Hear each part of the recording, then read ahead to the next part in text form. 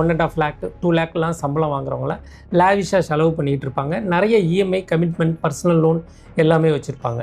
திடீர்னு ஒன் டேயில் வந்து லே ஆஃப், இன்றைக்கி வந்து உங்களை ஃபயர் பண்ணுறோம் அப்படின்னு சொல்லிட்டாங்கன்னா. சார், நீங்கள் இப்போ பேசுகிறப்ப சொல்லியிருந்தீங்க, நான் ஐடியிலேருந்து நானே ட்ரேடிங்குள்ளே வந்தேன்னு. நீங்கள் எதனால் வந்தீங்க சார்? மேபி லே ஆஃப் பண்ணதுனால வந்தீங்களா, இல்லைனா ஒரு பாசிவ் இன்கம் ஜென்ரேட் பண்ணுறோன்ற மைண்ட் செட்டில் வந்தீங்களா? அளவுக்கு எஃபர்ட்டை போட்டு அந்த கம்பெனியை மேலும் மேலும் உயர்த்துறீங்க. அப்போ அதே எஃபர்ட்டை நீங்கள் உங்களுக்கு போடுங்க. 6 மந்த் ஆயிடுச்சு, நான் எல்லாத்தையும் நாலேஜ் அக்வேர் பண்ணிட்டேன், நான் ஒரு மென்டர்கிட்டேருந்து எல்லாம் கற்றுக்கிட்டேன் அப்படின்னா நீங்கள் 100 டைம்ஸ் அதுக்கப்புறம் பேப்பர் ட்ரேடு பண்ணி பார்க்கணும்.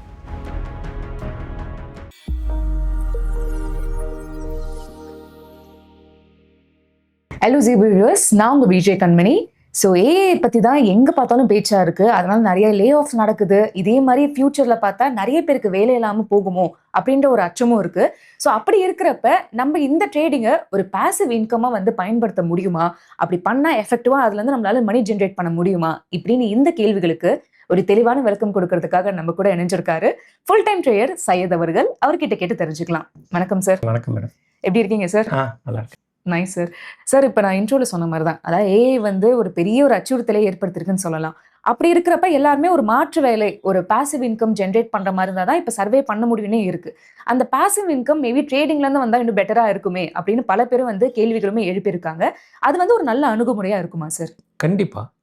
ஏன்னா ஆல்ரெடி ஏஐ வந்ததுனால 50% ஜாப் வந்து லே ஆஃப் நடந்துக்கிட்டே இருக்குது. அதுக்கான ரீசன் என்ன அப்படின்னு பார்த்தீங்கன்னா, யூஎஸோட இன்ஃப்ளேஷன் தான், பணவீக்கம், கடன் சுமை. அந்த ரீசன்னால் ஒரு ப்ராஜெக்ட்டுக்கு கொடுக்க வேண்டிய, இப்போ 100 பில்லியன் 100 crore அப்படின்னு வச்சுக்கோங்களேன், 100 crore-க்கு 50 crore தான் கோட் பண்ணுறாங்க. எங்களால் இவ்வளோ தான் பண்ண முடியும் அப்படிங்கிறாங்க. ஸோ அதனால் இங்கே இந்தியாவில் அவுட் சோர்சிங் பண்ணுறவங்க எல்லாருக்குமே வந்து லே ஆஃப் பண்ணுறாங்க. அதுவும் இல்லாமல் நிறைய ஏஐ டெக்னாலஜிஸ் வந்ததுனால ஸோ லே ஆஃப் வந்து ஆட்டோமேட்டிக்காக நடந்துக்கிட்டு இருக்குது. கோடிங் எழுதுகிறவங்க, டெஸ்டிங்கில் இருக்கிறவங்க, ஸோ டெவலப்மெண்ட்டில் இருக்கிறவங்க, அவங்களோட வேலை வாய்ப்பெல்லாம் பறி போய்கிட்டே இருக்குது. அது எக்ஸ்பெஷலி பார்த்தீங்க அப்படின்னா 40+ ஏஜில் உள்ளவங்க, எக்ஸ்பீரியன்ஸு, மேனேஜர், சூப்பர்வைசர், அந்த மாதிரி கேட்டகரியில் ஹை சேலரி வாங்குறவங்க எல்லாரோட லைஃப்பும் பார்த்தீங்கன்னா இப்போ கொஷின் மார்க்கில் இருக்குது. ஏன்னா ஒரு 2 lakhs 3 lakhs சேலரி வாங்குறவங்களுக்கெல்லாம் லே ஆஃப் பண்ணிக்கிட்டே இருக்காங்க. அதுவும் Q4 2026 Q4 அண்ட் Q1 2027 வந்து அதிக அளவில் லே ஆஃப் நடக்கிறதுக்கான சாத்தியக்கூறுகள் இருக்குது அப்படின்ற ஸ்டாட்டிஸ்டிக்ஸ் வேறு சொல்லிக்கிட்டு இருக்காங்க. ஸோ இந்த மாதிரி பர்சன்லாம் என்ன பண்ணணும்? ஆல்ரெடி அவங்க வந்து கமிட்டடில் இருக்காங்க, ஹவுசிங் லோனில் இருக்காங்க, இஎம்ஐயில் இருக்காங்க, குழந்தைங்க படிப்பு இருக்குது, மருத்துவ செலவு இருக்குது, பேரண்ட்ஸ் இருக்காங்க கூட. இந்த 3 lakhs 4 lakhs சம்பளம் வாங்குறவங்க, 1.5 lakh 2 lakலாம் சம்பளம் வாங்குறவங்கள லாவிஷாக செலவு பண்ணிகிட்டு இருப்பாங்க. நிறைய இஎம்ஐ கமிட்மெண்ட், பர்சனல் லோன் எல்லாமே வச்சுருப்பாங்க. திடீர்னு ஒன் டேயில் வந்து லே ஆஃப், இன்றைக்கி வந்து உங்களை ஃபயர் பண்ணுறோம் அப்படின்னு சொல்லிட்டாங்கன்னா அவங்களோட அடுத்தது என்ன? ஸோ வேறு கம்பெனிக்கும் போக முடியாது. ஸோ எனக்கும் அந்த மாதிரி சுச்சுவேஷன் வர்றதுக்கு முன்னாடியே நான் குயிட் ஆகிட்டேன். ஏன்னா நான் ஃபுல் டைம் ட்ரேடராக இருந்ததுனால, அதுலேயே ட்ராவல் பண்ணிகிட்டு இருந்ததுனால, ஆஸ் ஏ ஆப்ஷன் ட்ரேடராக இருந்ததுனால எனக்கு, நான் வந்து என் ஜாபை குயிட் பண்ணிவிட்டு நான் ஃபுல் டைம் ட்ரேடராக போயிருக்கேன். அப்போ எத்தனை பேர் இதை வந்து பாசிவ் இன்கம்மாக பார்க்குறாங்க? ஸோ எல்லாருமே வந்து 12 hours 13 hours அந்த கம்பெனிக்காக உழைக்கிறாங்க. திடீர்னு ஒரு நாள் நீ இந்த ஜாபை விட்டு போயிடு அப்படின்னாங்கன்னா வெரி நெக்ஸ்ட் டே வந்து அவங்க என்ன பண்ணுவாங்க? பேனிக் ஆகிடுவாங்க. என்டையர் கம்யூனிட்டி, அவங்க ஃபேமிலி, டிபெண்டன்டிஸ் எல்லாருமே வந்து பேனிக் சுச்சுவேஷனுக்கு வந்துடுவாங்க. ஏன்னா இன்றைக்கி வந்து cost of living and education and medical expenses, EMI, car EMI, home loan EMI எல்லாத்தையும் கம்பேர் பண்ண போகிறப்ப ஹியூஜ் வேல்யூ இன்றைக்கி சென்னையில் இருக்கிறவங்களுக்கு. ஸோ அது மாதிரி இருக்கிறவங்க, அந்த மாதிரி சுச்சுவேஷனில் இருக்கிறவங்கலாம் ஸ்டெப் பை ஸ்டெப்பாக பாசிவ் இன்கமுக்கு மாறலாம். ஸோ ஆல்ரெடி நீங்கள் வந்து இன்வெஸ்டராக இருக்கலாம், இல்லை மியூச்சுவல் ஃபண்டு இன்வெஸ்டராக இருக்கலாம், இல்லை எஸ்ஐபி போட்டுக்கிட்டு இருக்கலாம். ஸோ இதெல்லாம் வந்து இன்வெஸ்ட்மெண்ட் இதில் போயிடும். ஆனால் நீங்கள் வந்து டெய்லி எனக்கு ஒரு இன்கம் வரணும் அப்படின்னு ஆசைப்பட்டீங்கன்னா என்ன பண்ணுறது? அப்போ எனக்கு தெரிஞ்ச ஒரு கொலீக் இருக்கார். ஸோ அவருக்கும் ஒரு லே ஆஃப் நடந்தது. அவரும் ஒரு 3.5 lakh சேலரி வாங்கிட்டு இருந்தார். என்ன பண்ணுறதுன்னே தெரியலை. பட் என்னோட ட்ராவல் பண்ணிக்கிட்டு இருந்ததுனால இப்படியெல்லாம் பண்ணுங்க அப்படின்னு நான் அட்வைஸ் பண்ணேன். அதுவும் இல்லாமல் அவர்கிட்ட அஸ் ஏ ட்ரேடராக நான் என்ன சொல்ல வரேன் அப்படின்னா, இன்றைக்கி நீங்கள் 1 லட்சம் வச்சுட்டு கேபிட்டலை வச்சுட்டு இன்ட்ராடே பண்ணுறீங்க, ஆப்ஷன் ட்ரேடிங் பண்ணுறீங்க அப்படின்னா, இன்றைக்கி 2000 ரூபா ப்ராஃபிட் எடுக்கிறீங்க அப்படின்னா அந்த 2000 ரூபாயை வித்ட்ரா பண்ணிடுங்க. நாளைக்கு உங்களுக்கான எக்ஸ்பெண்டிச்சர் அந்த 2000 ரூபாய்க்குள்ளே தான் இருக்கணும். இன்றைக்கி 5000 நீங்கள் ப்ராஃபிட் எடுக்கிறீங்க, ட்ரேடிங்கில் 5000 ஏர்ன் பண்ணுறீங்க அப்படின்னா 5000 விட்ரா போட்டுக்கோங்க. விட்ரா போட்டோன்னா அந்த 5000 வச்சு தான் வெரி நெக்ஸ்ட் டேவோட உங்களோட எக்ஸ்பெண்டிச்சர் இருக்கணும். அப்போ அன்னைக்கு ஒரு 1000 ருபீஸ் தேவைப்படுது, இல்லை 2000 ருபீஸ் அவங்களுக்கு தேவைப்படுதுன்னா அதுக்குள்ளே தான் செலவு பார்த்துக்கணும். மீதி உள்ள 3000 கேரி ஃபார்வர்டாக வச்சுக்கணும். அப்போ டெய்லி நீங்கள் ட்ரேட் பண்ணுறீங்க, உங்களுக்கு தேவையானதை ஏர்ன் பண்ணிக்கோங்க. ஸோ பெருசாலாம் ஆசைப்பட வேணாம். 10,000 20,000 அப்படிலாம் தேவையில்ல. ஜஸ்ட்டு உங்களோட டே டு டே ஆக்டிவிட்டிக்கு ஒரு 1000 ருபீஸ் தேவைப்படலாம், 2000 ருபீஸ் தேவைப்படலாம். ஸோ அதை நீங்கள் பிளான் பண்ணிக்கோங்க. ஸோ சொல்கிற மேத்தமெட்டிக்கல் கால்குலேஷன் இதெல்லாம் கற்றுக்கிட்டு நீங்கள் ட்ரேடு பண்ணுறப்ப உங்களுக்கு சக்ஸஸ்ஃபுல் ஆகும். சார் நீங்கள் இப்போ பேசுகிறப்ப சொல்லியிருந்தீங்க, நான் ஐடியிலேருந்து நானே ட்ரேடிங்குள்ளே வந்தேன்னு. நீங்கள் எதனால் வந்தீங்க சார்? மேபி லே ஆஃப் பண்ணதுனால வந்தீங்களா, இல்லை ஒரு பாசிவ் இன்கம் ஜென்ரேட் பண்ணுற மைண்ட் செட்டில் வந்தீங்களா? ஆக்சுவலாக நான் லே ஆஃபில் இல்லை, நானாக தான் பேப்பர் போட்டுட்டு வந்தேன். ஸோ என்ன ரீசன் இதுக்குள்ளே நான் ஏன் ட்ரேடுக்குள்ளே ரொம்ப ஃபுல் டைமாக நான் வந்தேன் அப்படின்னா, ஸோ கொரோனா பீரியடில் எங்களுக்கு ஒர்க் ஃப்ரம் ஹோம் கொடுத்தாங்க. ஸோ அந்த இதுலேருந்து அப்போ நான் நிறைய லாஸ் பண்ணியிருந்தேன். ஸோ அதெல்லாம் ஓவர் கம் பண்ணும் அப்படின்னு சொல்லிட்டு நிறையா படிக்க ஆரம்பித்தேன். Order flow analyse, market profile, நிறைய பேர்கிட்ட போயிட்டு கிளாஸ் அட்டென்ட் பண்ணேன். ஸோ நிறைய விஷயங்களை கேதர் பண்ண என்னோட நாலேஜ் வந்து இன்க்ரீஸ் ஆச்சு. ஸோ இதுலேருந்து நம்ம என்ன புதுசாக கண்டுபிடிக்கலாம், மற்றவங்கள்ட்ட இல்லாததை நம்ம என்ன புதுசாக கண்டுபிடிக்கலாம் அப்படிங்கிறப்ப தான் இந்த லெவல் பேஸ்டு ட்ரேடிங் வந்தது. ஸோ அதை நான் ஸ்டார்ட் பண்ணிட்டேன். 2019 ஆப்ஷன் ட்ரேடிங் பண்ணிக்கிட்டு இருக்கேன். ஸோ அதை ஸ்டார்ட் பண்ணோன்னே ஒரு ஃபைன் டே வந்து நான் சூஸ் பண்ணது, நம்ம ஒரு ஐடியில் போகிறோம் அப்படின்னா ஸோ மோர் தென் 9 ஹவர்ஸ் நாங்கள் ஆஃபீஸில் இருக்கணும். போகிறதுக்கு 1 ஹவர், வர்றதுக்கு 1 ஹவர். ஸோ ஆப்வியஸ்லி பார்த்தீங்கன்னா கிட்டத்தட்ட மோர் தென் 12 ஹவர்ஸ் வந்து ஸ்பெண்ட் பண்ணுறோம். அதுவும் வந்து ஷிஃப்ட் வைஸ், மார்னிங் ஷிஃப்ட் இருக்கும், ஆஃப்டர்நூன் ஷிஃப்ட் இருக்கும், நைட் வைஸ் இருக்கும். ஸோ நம்மளால் கரெக்டாக கண்டினியூஸாக ஸ்லீப் ஆகும், சரியான முறையில் தூக்கம் இருக்காது, மாறிக்கிட்டே அந்த ரொட்டேஷன் மாறிக்கிட்டே இருக்கும். அப்போ ஒரு ஏஜ் வரைக்கும் நீங்கள் அதை எல்லாத்தையும் கமிட் பண்ணிக்கலாம், அக்செப்ட் பண்ணிக்கலாம். ஆனால் ஒரு ஏஜுக்கு அப்புறம் நம்ம ஏதாச்சும் ஒன்று பண்ணணும் அப்படிங்கிற ஆசை வரும். ஸோ அதனால் நான் 2025 ஆகஸ்ட்டில் தான் என்னோடய ஜாபை குவிட் பண்ணேன். ஸோ அதுக்கப்புறம் பார்த்தீங்கன்னா லே ஆஃப் ஸ்டார்ட் ஆகிடுச்சு. இந்த லே ஆஃப் ஸ்டார்ட் ஆனோன்னே எல்லோரும் என்ன பயப்படுறாங்க அப்படின்னா, நான் எப்படி அடுத்தது என்ன பண்ண போகிறேன். ஸோ நான் ஒரு பேட்டியில் கூட சொல்லியிருந்தேன், ஐடி எம்ப்ளாயீஸ் எல்லாருமே வந்து ஒரு டீ கடையாச்சும் வச்சு பொழைச்சிக்கலாம் அப்படிங்கிற மைண்ட் செட்டுக்கு வந்திருக்காங்க. என்ன ரீசன் அப்படின்னு பார்த்தீங்கன்னா, அந்த டாக்ஸிக் என்விரான்மெண்ட் அப்படிம்பாங்க. ஸோ கம்பெனியில் கொடுக்குற அந்த ப்ரெஷர். ஸோ இப்போ எல்லா மேனேஜரும் லே ஆஃப் நடந்துகிட்டு இருக்கிறதுனால மேனேஜருக்கு இப்போ வந்து ஒரு டாக்ஸிக் என்விரான்மெண்ட் வந்துருச்சு. இந்த மாதிரி சுச்சுவேஷனில் இருக்கிறவங்க என்ன பண்ணலாம் அப்படின்னா, மியூச்சுவல் ஃபண்ட்லேயோ எஸ்ஐபிலையோ ஆல்ரெடி எல்லாருமே இருந்திருப்பாங்க. ஸோ புதுசாக நீங்கள் வரணும் அப்படின்னா, நீங்கள் பேசிவ் இன்கம் க்ரியேட் பண்ணணும் அப்படின்னா, நீங்கள் 13 ஹவர்ஸ் ஒரு கம்பெனிக்காக போய் உழைக்கிறீங்க. அவ்வளோ விஷயத்த நீங்கள் அவங்களுக்காக, இப்போ ஒரு கம்பெனி வந்து நல்ல லாபமாக இருந்தால் மட்டும்தான் உங்களுக்கு சேலரி கொடுப்பான். அந்த லாபம் எப்படி வருது? உங்களால் தான் வருது, எம்ப்ளாயீஸ்னால தான் வருது. ஸோ நீங்கள் அந்த அளவுக்கு எஃபர்ட்டை போட்டு அந்த கம்பெனியை மேலும் மேலும் உயர்த்துறீங்க. அப்போ அதே எஃபர்ட்டை நீங்கள் உங்களுக்கு போடுங்க. நீங்கள் அங்கே 13 ஹவர்ஸ் ஸ்பெண்ட் பண்ணுறத 10 ஹவர்ஸ் ஸ்பெண்ட் பண்ணுறத உங்களோட பேசிவ் இன்கம்க்கு நீங்கள் உங்கள் பிரெயினை யூஸ் பண்ணுங்கள். You will get success. எப்படி சொல்ல வரேன் அப்படின்னா, நீங்கள் அதை வந்து இன்வெஸ்டராகவும் மாறலாம், இல்லை ட்ரேடராகவும் மாறலாம், இல்லை எப்படி வேணாலும் உங்களுக்கு பிடிச்ச மாதிரி வழியில் நீங்கள் வரலாம். அப்போ ட்ரேடுக்கு நீங்கள் வரணும் அப்படின்னா it's not easy to come. ஏன்னா சின்ன அமௌண்ட்டை வச்சுட்டு நீங்கள் ப்ராக்டிஸ் பண்ணணும். ஃபண்டமெண்டல்னா என்ன, டெக்னிக்கல்னா என்ன அப்படின்னு தெரிஞ்சுக்கணும். தெரிஞ்சுக்கிட்டு உள்ளே வர்றப்ப மட்டும்தான் உங்களுக்கு ஈஸியாக இருக்கும். அதர்வைஸ் எனக்கு எதுவுமே தெரியாது, நான் பணத்தை மட்டும் வச்சுக்கிட்டு உள்ளே வரேன் அப்படின்னா இட்ஸ் நாட் ரைட் டைம். ஏன்னா ட்ரேடிங்கில் வந்து நிறையா மணி போகிறதுக்கான ரீசன் தான் 90% இருக்குது. அப்போ நீங்கள் ட்ரேடிங்கில் உள்ளே வரணும் அப்படின்னா நிறைய விஷயங்களை கற்றுக்கணும். கற்றுக்கிறப்ப மட்டும்தான் நீங்கள் யார்கிட்டயாச்சும் போய் கிளாஸ் அட்டென்ட் பண்ணலாம். ஸோ என்னென்ன மார்க்கெட்டில் நடக்குதுன்னு பார்க்கலாம், என்ஐசி பிஎஸ்சி எல்லாம் என்ன நடந்துக்கிட்டு இருக்குன்னு பார்க்கலாம், ஒரு கம்பெனியோட ஃபண்டமெண்டல்ஸ் என்ன நடந்துக்கிட்டு இருக்குன்னு பார்க்கலாம். ஸோ டெக்னிக்கல் அனலைஸில் நீங்கள் இருக்கணும் அப்படின்னா ஸோ அந்த டெக்னிக்கல் அனலைஸ் எல்லாம் போய் கற்றுக்கலாம். எல்லாமே வந்து வித்தின் எ வீக்லோ வித்தின் மந்த்லேயோ எதுவுமே கிடைக்காது. இது ஒரு ரோட் மேப் மாதிரி ஒரு 6 மந்த் இல்லை 1 இயர் நீங்கள் வந்து கற்றுக்கணும். கற்றுக்கிட்டால் மட்டும்தான் நீங்கள் ட்ரேடிங்குள்ளேயே வரணும். ஸோ பிளைண்டாக நீங்கள் ஒரு லே ஆஃப் நடந்துருச்சு, நான் வச்சுருக்க காசை எடுத்து கொண்டு போய் என்னோட போர்ட்ஃபோலியோவை மற்றவன்கிட்ட கொடுத்து இது பண்ணுறேன், நான் போய் ஒரு காலை புட்டையோ வாங்கி ஏதோ ஒரு ட்ரேடு பண்ணுறேன் அப்படிங்கிற தப்பான விஷயத்தை யாரும் பண்ண வேணாம். உங்கள் நாலேஜை யூட்டிலைஸ் பண்ணுங்கள். அந்த knowledge will give you profit. Okay sir. Sir இப்போ இப்போ ஜாப் போறாங்க பாசிவ் இன்கம்னா, ஜாப் போயிட்டு முடிச்சுட்டு சில மணி நேரங்கள் இருக்கும். அதை யூட்டிலைஸ் பண்ணி பாசிவ் இன்கம் ஜெனரேட் பண்ணுவாங்க. ஆனா ட்ரேடிங் பொறுத்தவரைக்கும் நம்மளுக்கு டைம் லிமிட் இருக்கு. மார்க்கெட் இந்த டைம்ல தான் ஓப்பனா ஆமா. இருக்குன்னு. அது பிரைம் டைம் நம்ம வேற ஒரு ஒர்க்கும் பார்க்கறதுக்கு. ஸோ எப்படி வந்து இந்த மாரி பார்ட் டைம்ல இது பண்ண முடியுமா சார் ஃபர்ஸ்ட்டு ட்ரேடிங்க? பார்ட் டைமில் பண்ணலாம். இப்போ வந்து மார்னிங் 9 to 5 ஜாப் இருக்கிறவங்க கண்டிப்பாக பண்ண முடியாது. அவங்க வந்து இன்வெஸ்டராக வேணால் போகலாம். ஏன்னா மொபைலில் இருக்குது என்ன மாதிரி கம்பெனிஸ் இதெல்லாம் சூஸ் பண்ணி அவங்களே இன்வெஸ்டராக போகலாம். ஸோ இன்ட்ராடே ட்ரேடர் அப்படின்னா 9 to 5 ஜாபில் இது ஒர்க் அவுட்டே ஆகாது.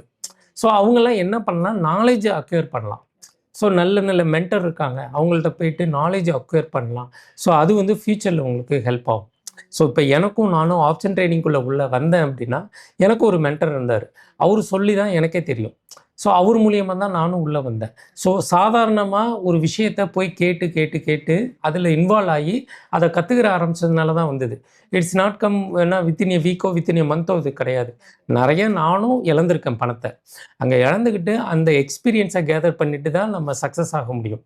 Everything not come to easy அப்படிம்பாங்க. ஈவன் நீங்கள் ஒரு ப்ரொஃபஷனலாகவே நீங்கள் எந்த ஒரு ஃபீல்டுக்கு போனாலுமே நீங்கள் ஃபஸ்ட்டு வந்து பிகினர்ஸாக தான் ஜாயின் பண்ணுவீங்க. அப்புறம் தான் இன்டர்மீடியேட்டர், அப்புறம் தான் ப்ரொஃபஷனல், அப்புறம் தான் மற்ற பொசிஷனுக்கெல்லாம் நீங்கள் போவீங்க. ஜாபுக்கே இப்படி இருக்கிறப்ப எல்லாத்துக்கும் இது வந்து அப்ளிகபிள் ஆகும். ஸோ அதை பேஸ் பண்ணி உங்களோட ரோட் மேப்பை நீங்கள் கரெக்டாக ஃபில் பண்ணுங்கள். ஸோ நான் என்னவா ஆகணும், நான் ட்ரேடர் ஆகணுமா, இல்லை பிஸ்னஸ் மேன் ஆகணுமா, இல்லை ஏதாச்சும் ஒரு டெக்னாலஜி சைடு போகணுமா, இல்லை நான் கற்றுக்கிட்ட டெக்னாலஜியை அடுத்தவங்களுக்கு போயிட்டு டீச் பண்ணுமா. ஸோ இது மாதிரி வேரியஸ் பாத் இருக்குது. ஸோ அதை நீங்கள் சூஸ் பண்ணுங்கள். நாட் ஒன்லி ட்ரேடிங், நான் ட்ரேடராக இருக்கிறதுனால அதை சொல்கிறேன். நீங்கள் சூஸ் பண்ணுறது மல்டிபிள் சாய்ஸ் இருக்குது. அதை பேஸ் பண்ணி நீங்கள் உங்கள் லைஃப்பை சூஸ் பண்ணுங்கள். ஏன்னா இப்போ இருக்கிற ஐடி எம்ப்ளாயீஸுக்கு ரொம்ப ஒஸ்டான சினரியோ கோயிங் ஆன். ஐடி ஜாபில் மட்டும்தான் இந்த பிரச்சனை இருக்கா அப்படின்னு பார்த்தீங்கன்னா கிடையவே கிடையாது. ஸோ ஒயிட் காலர் ஜாப் எங்கெல்லாம் இருக்கோ அங்கெல்லாம் இந்த ப்ராப்ளம் இருக்குது. ஸோ ஒரு கிளர்க்காக இருக்கலாம், ஒரு சூப்பர்வைசராக இருக்கலாம், நிறைய கம்பெனிஸில் எல்லாமே இருக்கான். ஸோ அவங்க எல்லாருக்குமே இந்த ப்ராப்ளம் வந்து வந்துக்கிட்டே தான் இருக்குது. அதுக்கான ரீசன் என்ன அப்படின்னு பார்த்தீங்கன்னா, சேலரி வந்து இன்க்ரீஸ் ஆகணும். இன்ஃப்ளேஷன் அதிகமாக இருக்குது. டாலருக்கு எகெயின்ஸ்டாக ருப்பீஸ் வந்து வீக்காக இருக்குது. ஸோ அதனால இன்றைக்கி பொருள்லாம் பார்த்தீங்கன்னா எல்லாமே விலைவாசி அதிகமாக இருக்குது. அதுக்கு தகுந்த மாதிரி நமக்கு சம்பள உயர்வு எல்லாமே இருக்கணும். எல்லாமே காஸ்ட் கட்டிங்கை நோக்கி போயிட்டுருக்கு. ஸோ எல்லாருமே வந்து கொஞ்சம் சூதானமாக செலவு பண்ணணும். சேவிங்ஸ் வந்து ரொம்ப இம்பார்ட்டன்ட். சேவிங்ஸ் இல்லைன்னா ரொம்ப கஷ்டம். ஸோ சேவிங்ஸுக்கு இம்பார்ட்டன்ட் கொடுங்க. ஸோ வெளியில் டூர் போகிறது, மற்ற உங்களோட அனாவசிய செலவுகள்லாம் கொஞ்சம் கம்மி பண்ணிக்கோங்க. ஸோ இதெல்லாம் பண்ணுறப்ப உங்களோட சேவிங்ஸ் வந்து இன்க்ரீஸ் ஆகும். இன்க்ரீஸ் ஆகிறப்ப உங்களுக்கு கான்ஃபிடென்ட் ஆட்டோமேட்டிக்காக வரும். நீங்கள் டிசிஷன் மேக் பண்ணுறதுக்கு ரொம்ப ஈஸியாக இருக்கும். சேவிங்ஸே இல்லைன்னா நீங்கள் எப்படி டிசிஷன் எடுப்பீங்க, உங்களுக்கு எப்படி கான்ஃபிடென்ட் வரும். So savings is very important. உங்களுக்கு லே ஆஃப் நடக்குது அப்படின்னா பிஎஃப் கிராஜுவிட்டி அமௌண்ட்லாம் இருக்கும். ஸோ அது அங்கேயே இருக்கட்டும், ஒன்றும் பிரச்சனை கிடையாது. ஆனால் 3 இயர்ஸ் வந்து நீங்கள் எந்த வேலையிலையும் இல்லை, எந்த ஒரு பிஎஃப் அமௌண்ட்டும் அங்கே பிஎஃப் அக்கௌண்ட்டுக்கு போகலை அப்படின்னா 3 இயர்ஸுக்கு அப்புறம் ஐடியல் ஆயிரும். உங்களுக்கு இன்ட்ரெஸ்ட் எதுவுமே வராது. ஸோ இந்த 3 இயர்ஸ் வந்து நீங்கள் அதில் பிஎஃப் அக்கௌண்ட்டில் வச்சுட்டு அதுக்கப்புறம் இன்வெஸ்ட்டுக்கான பிளானை பண்ணுங்கள். எஸ்ஐபி வாங்கி போடலாம், கோல்டு வாங்கி போடலாம், அசட் வாங்கி போடலாம். அதுக்கு தகுந்த மாதிரி பிளான் பண்ணுங்கள். பெரிய ஹியூஜ் அமௌண்ட் இருந்ததுன்னா ரெண்டல் மாதிரி நீங்கள் பிளான் பண்ணலாம். ஸோ ஏதோ ஒரு பிளான் நீங்கள் பிஸ்னஸோ ஏதோ ஒன்று பண்ணலாம். ஆனால் ஃபுல் அமௌண்ட்டும் விட்ரா பண்ண வேணாம் இமிடியேட்டாக பேனிக் சுச்சுவேஷனில். ஸோ கொஞ்சம் கொஞ்சமாக நீங்கள் பிளான் பண்ணுங்கள். ஒரு கம்பெனியில் ஜாயின் பண்ணுறதுக்கும் ஹையர் பொசிஷன் போகிறதுக்கும் எவ்வளோ பிளான் பண்ணுறீங்களோ அதே மாதிரி உங்களோட லைஃப் ஸ்டைல் அடுத்தது செகண்ட் இன்னிங்ஸ் எப்படி இருக்கணுங்கிறத நீங்கள் பிளான் பண்ணிக்கோங்க. You will B A successful. Okay sir. Sir இப்போ ட்ரேடிங்குள்ளே போகிறப்ப வி ஹேவ் திஸ் கேபிட்டல்ன்றது ஒரு திங். அது எரோட் மட்டும் ஆகிடக்கூடாது. அதுலேருந்து தான் நம்மளுக்கு வந்து மோட்டிவேஷனே போயிடுற மாதிரி இருக்கும். ஸோ அந்த கேபிட்டல் எரோட் ஆகாமல் இருக்கிறதுக்கு நிறைய ரிஸ்க் மேனேஜ்மெண்ட் மிட்டிகேஷன்லாம் பண்ணுவோம்ல சார், என்னென்ன மாதிரி விஷயங்கள்லாம் அது ஃபாலோ பண்ணணும்? ஸோ இப்போ நீங்கள் இன்வெஸ்டராக போகிறீங்க அப்படின்னா உங்களோட ஃபுல் பல்க் அமௌண்ட்டையும் தூக்கி கொண்டு போய் ஏதோ ஒரு ஸ்டாக்ஸில் நீங்கள் போடாதீங்க. So different type of stocks இருக்குது. இண்டஸ்ட்ரியல் இருக்குது, ஃபார்மா இருக்குது, ஓகேங்களா, மெட்டல் இருக்குது. ஸோ இது மாதிரி அக்ரிகல்ச்சர் இருக்குது. ஸோ இந்த ப்ராடக்ட் கன்சியூமர் ப்ராடக்ட் இருக்குது. ஸோ இது மாதிரி ஒவ்வொரு செக்மெண்ட்டாக பெட்ரோலியம், பிபிசிஎல், இது மாதிரி ஹெச்பி. ஸோ இது மாதிரி ஒவ்வொரு செக்மெண்ட்லேயும் நீங்கள் தனித்தனியாக போய் இன்வெஸ்ட் பண்ணணும். ஒவ்வொரு செக்மெண்ட்டும் ஒவ்வொரு குவார்ட்டரில் பயங்கர ஆக்டிவாக இருக்கும். ஸோ அதெல்லாம் நீங்கள் தெரிஞ்சுக்கணும். அந்த செக்மெண்ட்டில் போயிட்டு இன்வெஸ்ட்மெண்ட் பண்ணுறப்ப உங்களுக்கு ஒரு நல்ல ரேலி கிடைக்கும். அதுவும் இல்லாமல் இந்த செக்மெண்ட்டு இப்போ ஒர்க் ஆகாது அப்படின்னு நினச்சிங்கன்னா அங்கே போயிட்டு இன்வெஸ்ட்மெண்ட் பண்ணக்கூடாது. ஸோ கரெக்டான இன்வெஸ்ட்மெண்ட்டு எந்த செக்மெண்ட்டில் எப்போ போய் பண்ணணும் அப்படிங்கிறத நீங்கள் கூகுள் அடித்து பார்த்தாவே தெரியும். நிறையா நீங்கள் மென்டர்ஸ்கிட்ட கேட்கலாம், நான் எதில் போயிட்டு இன்வெஸ்ட் பண்ணலாம், எப்படி பண்ணலாம் அப்படின்னு கேட்டிங்கனாவே நிறைய ஐடியாஸ் கிடைக்கும். ஃபினான்ஷியல் அட்வைசர்கிட்ட கேட்டுட்டு அதுக்கு தகுந்த மாதிரி நீங்கள் போயிட்டு உங்களோட இன்வெஸ்ட்மெண்ட்டை பார்க்கலாம். இப்போ ஃபார் எக்ஸாம்பிள் பேங்க்கில் போனீங்கன்னா நிறைய எஸ்ஐபி மியூச்சுவல் ஃபண்டுலாம் போட்டிருப்பாங்க. ஐபிஓ நிறைய ஓப்பன் ஆகுது. ஸோ எதில் எந்த செக்மெண்ட்டில் போடலாம் அப்படின்ட்டு பிளான் பண்ணுங்கள். பிளான் பண்ணிவிட்டு அதை எக்ஸிக்யூட் பண்ணுங்கள். சார் இப்போ ஒரு ஜாப் போயிட்டு இருக்கவங்களே இல்லைப்பா நான் ட்ரேடிங்க்கு நான் வரேன், இதில் வந்து நான் ஒரு பேசிவ் இன்கம் இல்லை ஆக்டிவ் இன்கமே கிரியேட் பண்ணணும்னு வரேன் அப்படின்னு நினச்சாங்கன்னா அவங்க என்னென்ன ஸ்கில்ஸ்லாம் ஃபஸ்ட்டு கற்றுக்கணும் சார்? பிகாஸ் இது ஏன் உங்ககிட்ட கேட்குறேன்னா நீங்கள் அந்த மாதிரி ஒரு டிரான்சிஷன் தான் பண்ணியிருக்கீங்க. ஸோ உங்கள் எக்ஸ்பீரியன்ஸ்லேருந்து சொல்லுங்கள் சார். ஸோ கண்டிப்பாக ஒரு ஐடியில் ட்ரேடோட நாலேஜே இல்லாமல் வர்றாங்க அப்படின்னா ஃபஸ்ட்டு 2 டைப் இருக்குது. நீங்கள் வந்து இன்ட்ராடே ட்ரேடரானு ஃபஸ்ட்டு பார்க்கணும், இல்லை இன்வெஸ்டரானு பார்க்கணும். ஸோ இன்வெஸ்டராக இருக்கணும் ஆசைப்பட்டீங்க அப்படின்னா அந்த ஃபண்டமெண்டல்ஸை தெரிஞ்சுக்கணும். ஸோ கம்பெனியோட கேபிட்டல் எவ்வளோ இருக்குது, அவங்களோட கேஷ் ஃப்ளோ எவ்வளோ இருக்குது, அவங்களோட டெபிட் எவ்வளோ இருக்குது, அவங்களோட ஸ்டேக் ஹோல்டரோட இது எப்படி இருக்குது, எல்லாத்தையும் நீங்கள் ஃபினான்ஷியல் இது எல்லாமே ஒரு கம்பெனியோட அதை பார்க்கணும். ஏன்னா நீங்கள் ஒரு கம்பெனியில் தான் போயிட்டு இன்வெஸ்ட்மெண்ட் பண்ணுறீங்க. ஸோ இதெல்லாம் தெரிஞ்சால் மட்டும்தான் நீங்கள் பண்ணணும். ஃபார் எக்ஸாம்பிள் நீங்கள் ஒரு கடை வைக்கணும்னு ஆசைப்பட்றீங்க அப்படின்னா அந்த கடை ஆரம்பித்தோம்னா அந்த கடைக்கு நம்ம எவ்வளோ கடன் வாங்கணும், எவ்வளோ எம்ப்ளாயீஸை ரெக்ரூட் பண்ணணும், அதுக்கு எலக்ட்ரிக்கல் எக்ஸ்பென்ஸ் எவ்வளோ இருக்குது, ஈபிக்கு எவ்வளோ பணம் கட்டணும், சேலரி எவ்வளோ கொடுக்கணும், இந்த இடத்துல நம்ம கடை வச்சோம்னா மந்த்லி எவ்வளோ இன்கம் நமக்கு வரணும், இதெல்லாம் தெரிஞ்சால் மட்டும்தான் யூ ரன் தி பிஸ்னஸ். அதே மாதிரி தான் நீங்கள் ஒரு இன்வெஸ்டராக மாறணும் அப்படின்னா உங்களுக்கு ஃபண்டமெண்டல் அந்த கம்பெனியோட ஃபண்டமெண்டல் எல்லாமே தெரிஞ்சிருக்கணும். அப்போ தெரிகிறப்ப தான் நீங்கள் வந்து இன்வெஸ்டராகவே மாற முடியும். பிளைண்டாலாம் போய் மாற முடியாது. சரி ஓகே, நான் வந்து இன்வெஸ்டராக இருக்கேன், இதெல்லாம் கற்றுக்கிட்டு அதுக்கப்புறம் ட்ரேடு பண்ணுறேன், fine. So it will take another 5 to 6 month ஆகும். ஒவ்வொன்றா நீங்கள் ஃபுல் ஃப்ளெட்ஜாக அதில் நீங்கள் ஜேர்னி பண்ணிங்கன்னா அதெல்லாம் கிடைக்கும். நான் இன்ட்ராடே ட்ரேடராக இருக்கேன், நான் வந்தோடனே டெய்லி எனக்கு செலவுக்கு ஒரு 1000 2000 நான் எடுக்கணும் அப்படின்னா அதுவும் இட் நாட் ஈஸி. ஏன் அப்படின்னா டெக்னிக்கல் அனலைஸை நீங்கள் கற்றுக்கணும். ஸோ டெக்னிக்கல் அனலைஸ் அப்படின்னா என்ன, பிவோட்னா என்ன, கேண்டில் ஸ்டிக் பேட்டர்னா என்ன, பிவோட் லெவல், அதுக்கப்புறம் சப்போர்ட் அண்ட் ரெசிஸ்டன்ஸ், அதுக்கப்புறம் MACD RSIன்னு நிறைய டெக்னிக்கல் இதெல்லாம் இருக்குது.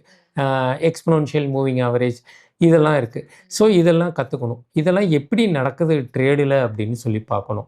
ஸோ நம்ம எவ்வளோ it will take another 6 month இதெல்லாம் கற்றுக்கிறதுக்கு. NICயில் என்ன இருக்குது, BSCயில் என்ன இருக்குது, அந்த குறியீடுனா என்ன, ஆப்ஷனோட அடிப்படை என்ன, அட் தி மணியா, அவுட் ஆஃப் தி மணியா, இல்லை இன் தி மணியா, இதெல்லாம் கற்றுக்கணும். ஸோ இது it will take another 6 month. சரி 6 month ஆயிடுச்சு, நான் எல்லாத்தையும் நாலேஜ் அக்வேர் பண்ணிட்டேன், நான் ஒரு மென்டர்கிட்டேருந்து எல்லாம் கற்றுக்கிட்டேன் அப்படின்னா நீங்கள் 100 times அதுக்கப்புறம் பேப்பர் ட்ரேடு பண்ணி பார்க்கணும்.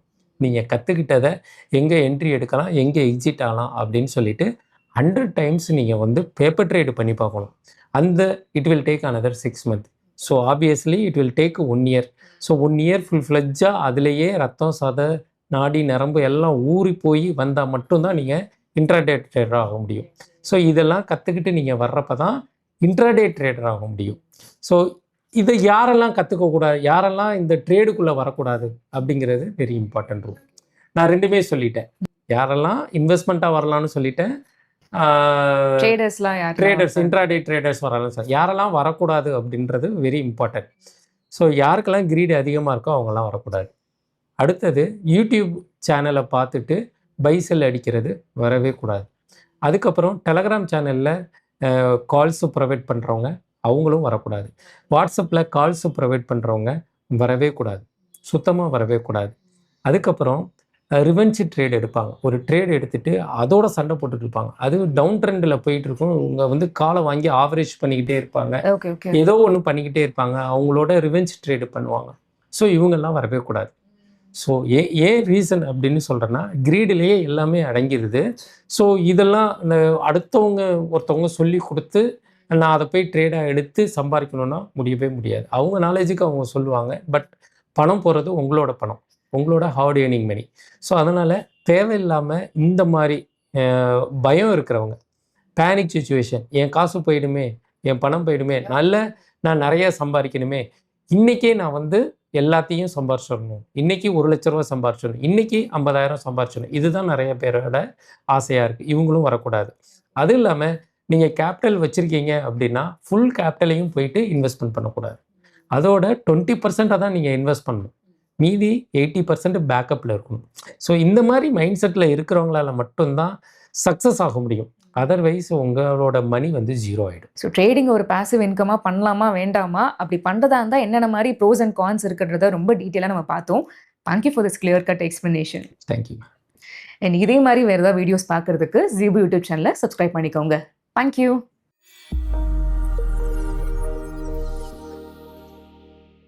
Investment in security markets are subject to market risk. Read all the related documents carefully before investing.